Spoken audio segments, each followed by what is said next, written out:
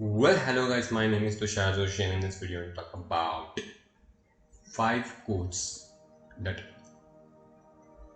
either inspired me to create them और inspired me to make my life better। मतलब क्या, तो basically इनमें से कुछ कोट्स ऐसे जो मेरे लाइफ को बेटर कर रहे, कुछ कोट्स ऐसे जो मेरे को लाइफ में मतलब मैंने इनको लिखा है, मेरे कोट्स जो मैं आज भी पढ़ता हूँ तो मैं इंस्पायर हो जाता हूँ, खुद से इंस्पायर हो जाता हूँ वो पढ़ के। मैंने कुछ टाइम पहले लिखे थे पर आज पढ़ता तो भी इंस्पायर हो जाता हूँ, लाइफ को समझता हूँ।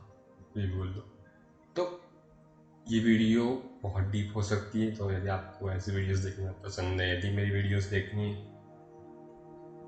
मेरा पॉइंट ऑफ व्यू जानना है, तो इस वीडियो को प्लीज़ एंड तक देखो, लाइक करो, शेयर करो और सब्सक्राइब करो। यदि अच्छा लगे तो, बुरा लगे डिसलाइक कर दो, कोई बात नहीं। And let's begin.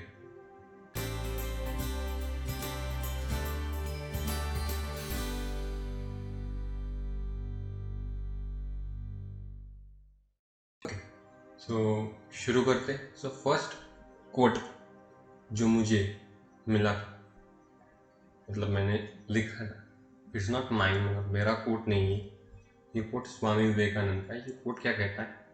You should take risk in your life, if you succeed you will be a leader और if you fail you will be a great advice. तो यहाँ पे बात क्या हो रही है? रिस्क लेने की बात हो रही है। रिस्क लो। पूरा कोट सुनोगे तो बोल रहे कि रिस्क लो, सक्सेसफुल हुए तो लीडर बनोगे, फेल हुए तो एडवाइजर बनोगे। Is Swami ji saying, basically मेरे समझ में आ रहा है कि स्वामी जी जब ये कह रहे कि डरो मत, कर्म करने से डरो मत, कर्म कर डालो, take action. In simple language बोल तो एक्शन ले लो। ये मत सोचो कि मैं एक्शन कैसे लूंगा, ले लो।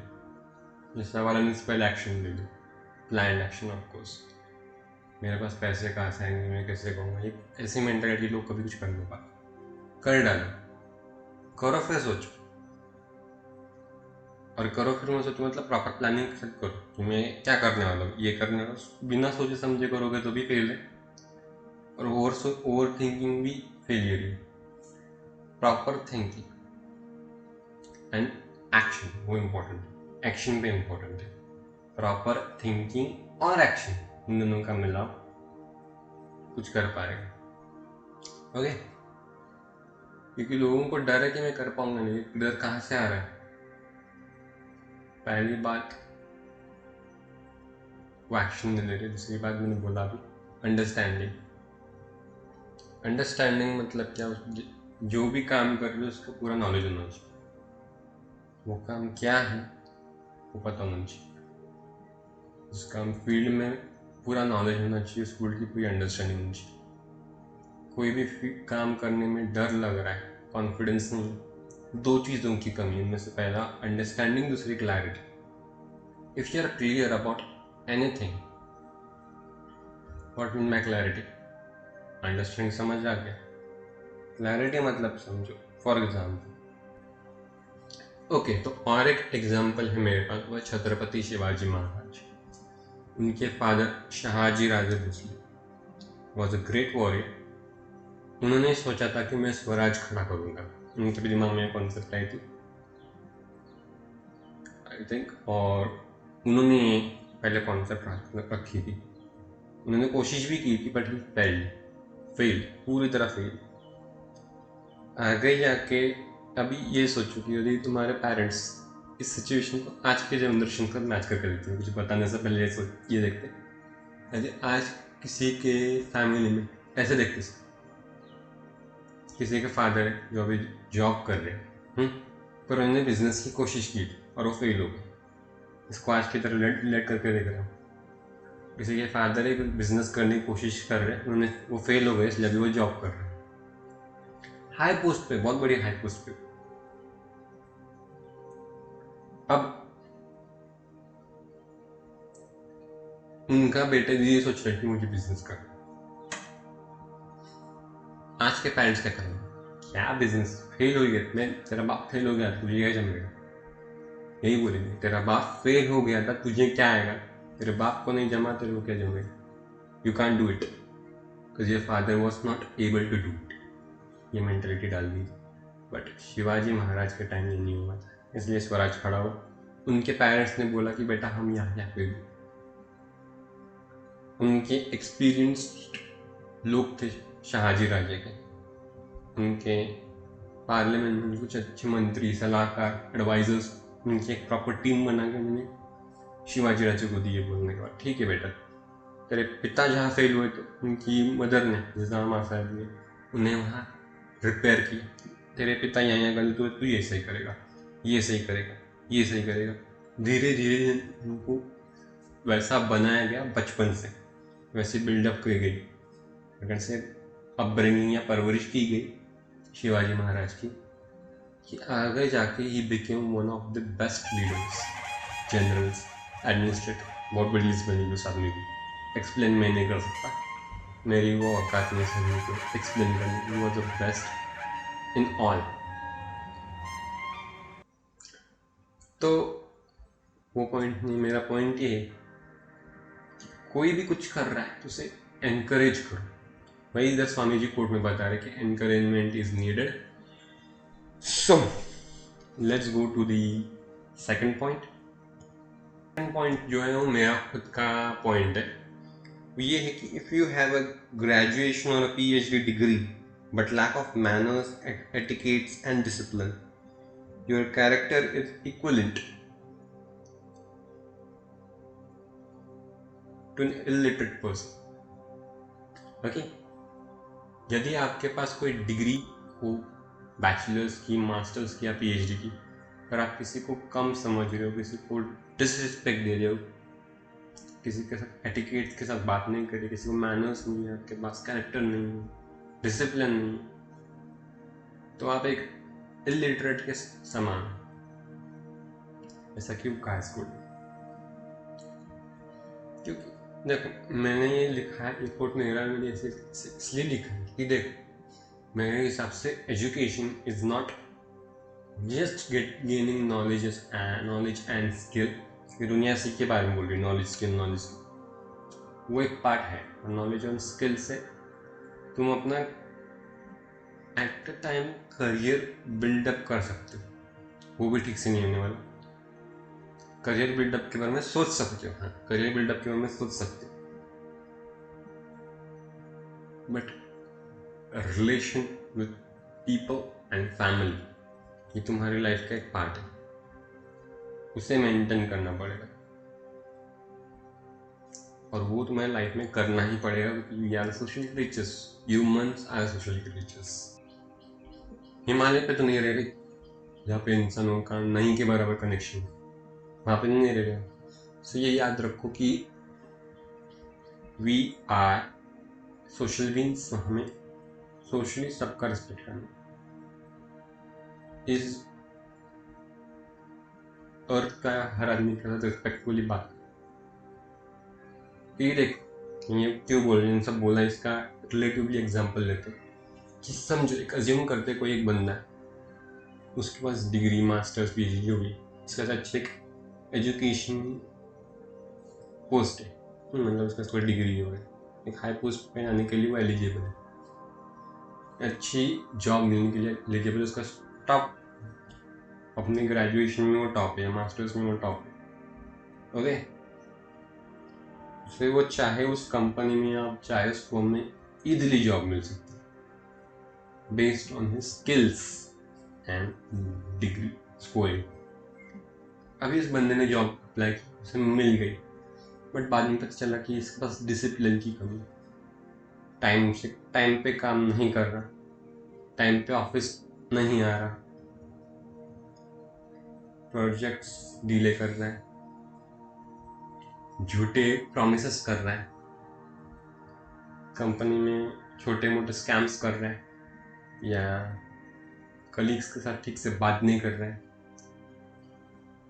उसका सर्टिफिकेट्स नहीं है, बॉस के सामने कैसे बात करनी चाहिए, उसका कॉन्फिडेंस नहीं है, या इन वर्स्ट केस किसी कलीग के साथ हरासमेंट कर रहे हैं, उनमें से कुछ भी होगा वो 2 दिन में निकल जाएगा, भले वो कितना भी टॉप करो, no one will ask him grades के। जॉब लगने के बाद तुम्हारे ये वाला नॉलेज ही काम आने वाला है, उसके साथ your skill and etiquettes manners ये काम आने वाला है। डिग्री वगैरह ये सब वो पाने तक है, वो पाने का उसकी वैल्यू कुछ नहीं होगी, जॉब मिलने तक उसकी थोड़ी बहुत जॉब में। और एक्चुअली मेरे हिसाब से as per I know, job में सिर्फ डिग्री नहीं देखी जाती, ये सब भी देखा जाता है। Degree is just part of it, कितना मार्क्स मिले। अगर मेरे हिसाब से आजकल डिग्री के मार्क्स बहुत कम देखे जाए, बाकी ये सब चीज़ें देखी जाती है। इसलिए इसकी वैल्यू करो। एक बनना है तो एक इंसान बनो, और करना है तो अपने कुछ गोल अचीव करने के लिए कुछ करो। मैं बोलता हूँ करो करो, एक चीज़ बनो ही बोलता हूँ, वो एक इंसान। जिंदगी में इंसान ही बनना होता है, बाकी सब करना होता है, याद रखो। Okay, let's go to the next quote. Okay, ये भी मेरा कोट है। Positive habits are like medicines, not easy to taste and adapt. Poisonous habits are sweet like sugar and will kill you slowly. इधर मैंने ये कहा है कि बुरी आदतें जो होती, अच्छी आदतें जो होती है, अच्छी आदतें जो होती है वो कड़वी होती है, दवाई की तरह, और उतनी दवाई जैसी जरूरी होती।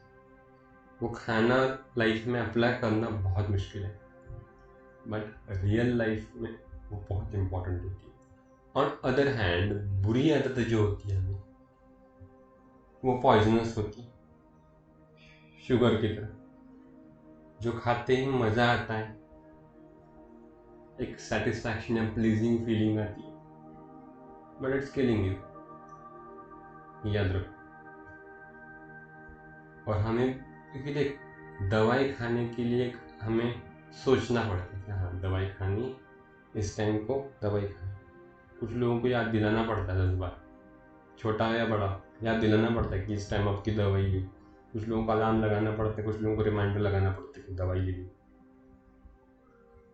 मिठाई खानी या कुछ मीठा खाना, उसके लिए रिमाइंडर देने की जरूरत नहीं, कोई भी खा लेगा, but it's killing you, sugar is killing. मैं भी बोलूँगा तो कोई भी जाएगा शुगर के लिए, और दवाई के लिए बहुत कम लोग याद रखेंगे। दवाई इज मेकिंग यू गुड। वैसे ही लाइफ में अच्छी आदतें कभी भी मुश्किल है। दवाई खाएंगे तो मीठी नहीं लगती, शक्कर मीठी लगती इसलिए खा रहे। वैसे ही लाइफ में देखो, अच्छी आदतें लगानी पड़ती, दवाई खाने की आदत भी लगानी पड़ती, बुरी आदतें लग जाती।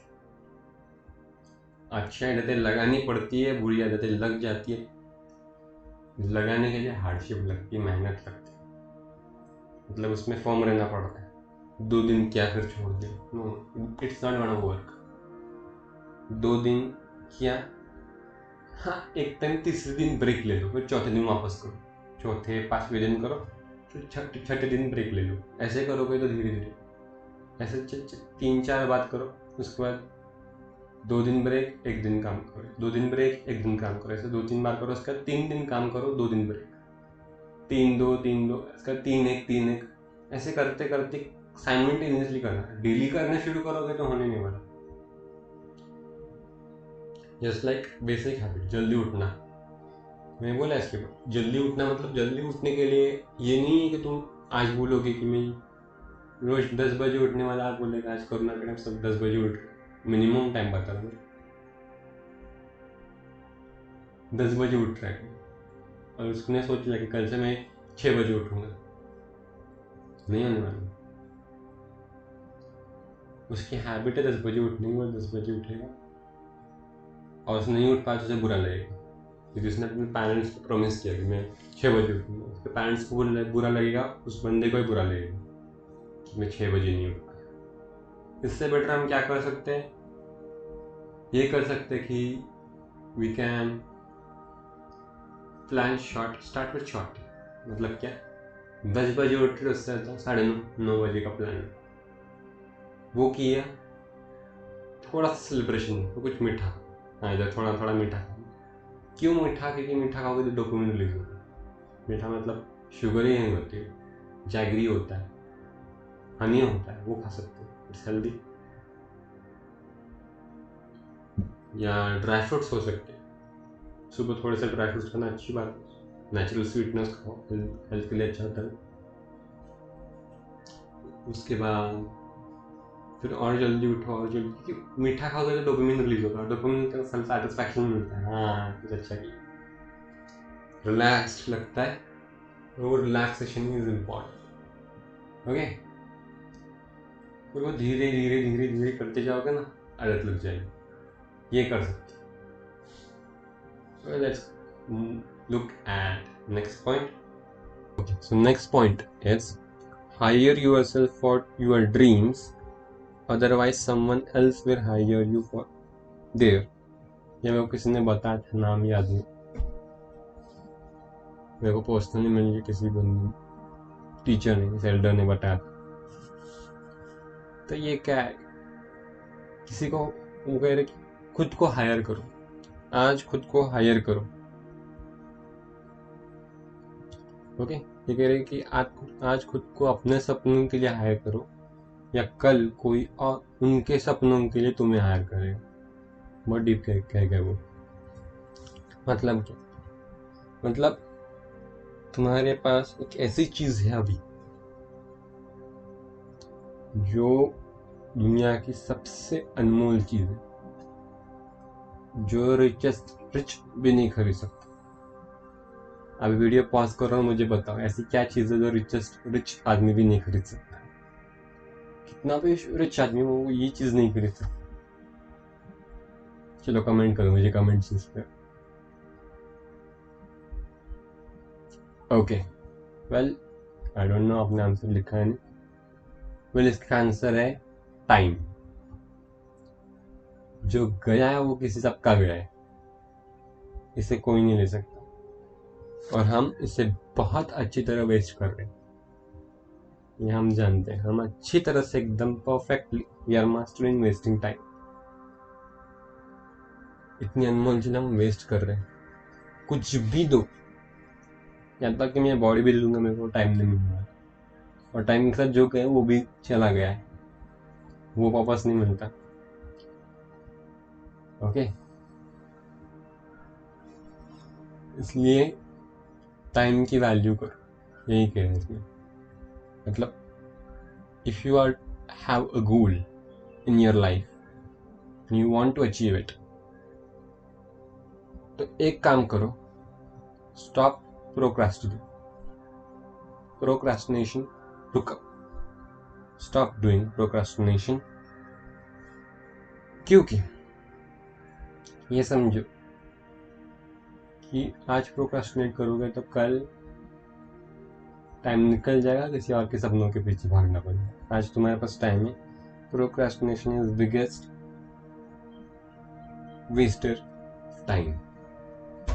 टाइम वेस्ट करने का सबसे बढ़िया सोर्स ये।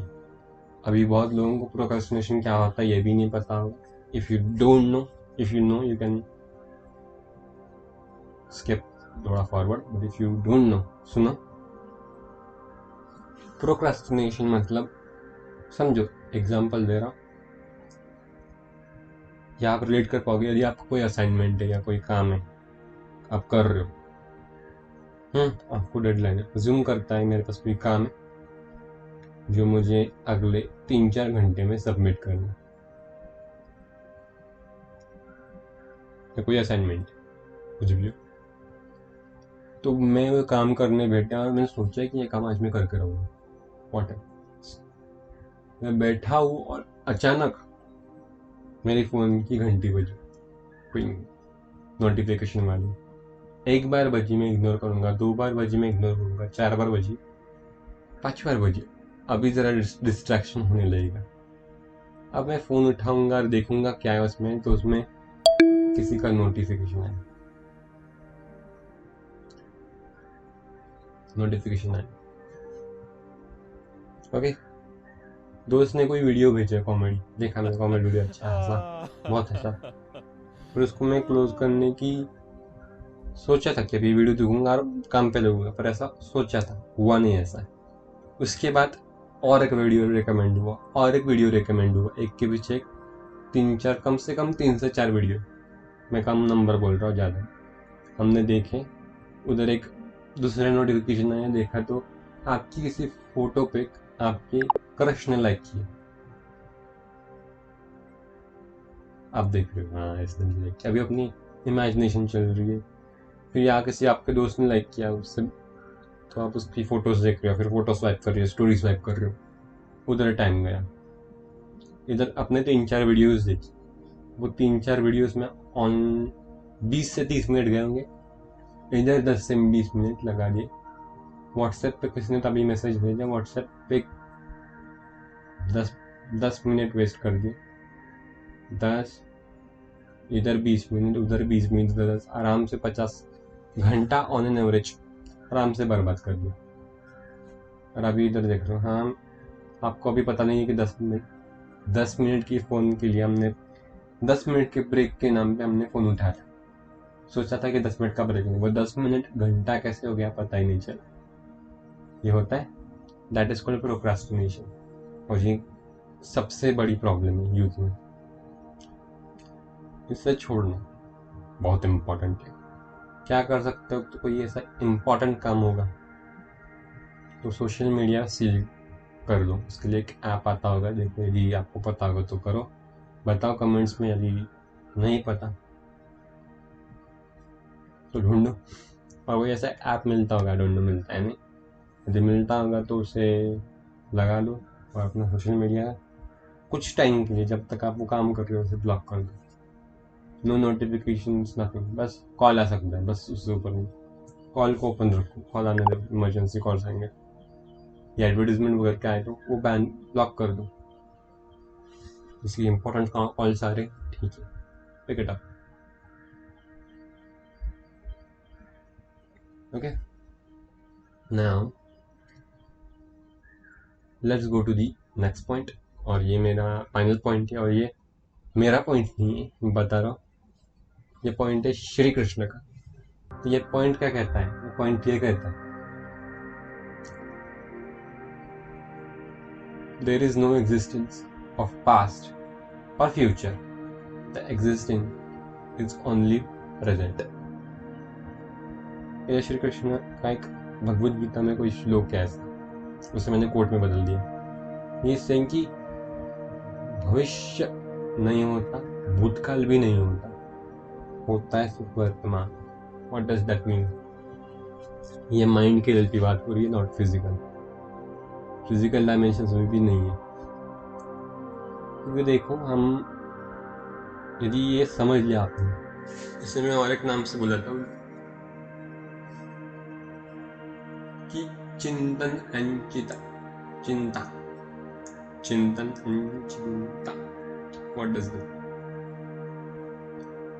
ओवर थिंकिंग, चिंतन का अच्छा मीनिंग होता है उसको समझना, वो भी वो कर रहे होते तो मेरे को अच्छा लगता था, वो हम नहीं करते। चिंतन मतलब हम कुछ ज़्यादा ही सोचते, पास्ट के बारे में चिंतन करते, ये कैसे हुआ था, ये कब हुआ था, ये क्या हुआ, उसके बारे में बात करते थे। और जो होने वाला है वो कैसे होगा, क्या होगा। जस्ट लाइक अभी कोरोना के टाइम में एग्जाम्पल अज्यूम करते हैं कि किसी के, हमारे साइड वाली बिल्डिंग में किसी को कोविड हुआ, किसी को होना अज्यूम कर रहे हैं, और वो बंदे को ले गए। अभी पता चल रहा है कि उस बंदे ने जहाँ सब्जी ली थी वहां से आपने भी सब्जी ली थी। अब क्या दिमाग भागेगा, उसको कोविड हुआ, सर में सब्जी ली थी, उसको भी कोरोना हुआ, तो अब मेरे को भी होगा, मैंने भी वहां से सब्जी ली थी, हुआ है। तुम केयर ले रहे हो पूरी, बस टेंशन नहीं किसी बात की। If you are caring well for self, try to well, but if you are not clear, waste of time पूरा। डर के मत चलो, आइदर ये सोच रहे हो कि मेरे को किसी से कोरोना हो जाएगा, मैं XYZ जगह गया तो वहां से कोरोना आया है, मुझे भी कोरोना हो जाएगा, या मुझे कोरोना हो गया तो मेरे साथ क्या होगा, यहाँ से आ जा रहे इस सब को लेके यहाँ जाए। अभी क्या होगा, दिन में कुछ टाइम ये हैबिट लगा लो अभी, दिन के कुछ टाइम के लिए, like 10-15 minute, may be 20 minutes या हाफ एन आवर, हो सके तो 1 आवर। अभी मेरे साथ क्या हो रहा है इसको सिर्फ ऑब्जर्व करो। अब मेरे साथ क्या हो रहा है इसे समझो, सुनो, एक्सपीरियंस करो जो भी हो रहा है। और इस एक्सपीरियंस को ये नहीं बोल रहा कि आज के दिन 1 घंटा करो, शुरुआत में 2 मिनट करो या 5 मिनट करो, फिर से 10 मिनट करो, 15 मिनट करो। इस एक्सपीरियंस में जब बात कर रहा हूँ मैं, पास्ट फ्यूचर से निकल के प्रेजेंट में आके खुद को देखना, सिर्फ खुद को देखना है, बाहर क्या हो रहा है बाहर में जानना, मेरे में क्या हो रहा है, मेरे साथ अभी प्रेजेंट में क्या हो रहा है। शांति से एक जगह बैठो और ये देखो कि मेरे साथ अभी प्रेजेंट में क्या हो रहा है। इस प्रैक्टिस को हम कहते हैं मेडिटेशन। और जो मेडिटेशन करता है वो काम हो जाता है अंदर से, और उसके प्रॉब्लम्स खत्म हो जाते हैं majority of. Think of it.